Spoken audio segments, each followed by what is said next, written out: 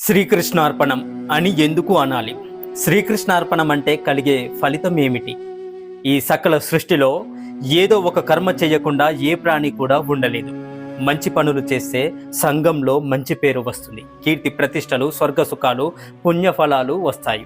మరి చెడ్డ పనులు చేస్తే సంఘంలో చెడ్డ పేరు వస్తుంది, నరక యాతనలు, పాప ఫలాలు వస్తాయి.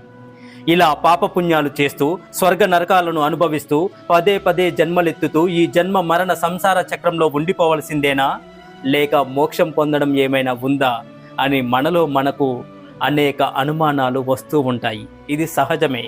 మనలోని ఈ విచారాన్ని దూరం చేయడానికే భగవద్గీతలో శ్రీకృష్ణ భగవానుడు ఒక చక్కని మార్గాన్ని చూపించాడు. ఓ అర్జున, నువ్వే పని చేసినా, అంటే ఏ కర్మ చేసినా, ఏమి తిన్నా, ఏ హోమం చేసినా, ఎవరికి ఏది ఇచ్చినా, ఏ తపం చేసినా అదంతా నాకే సమర్పించు అర్జున అన్నాడు శ్రీకృష్ణ.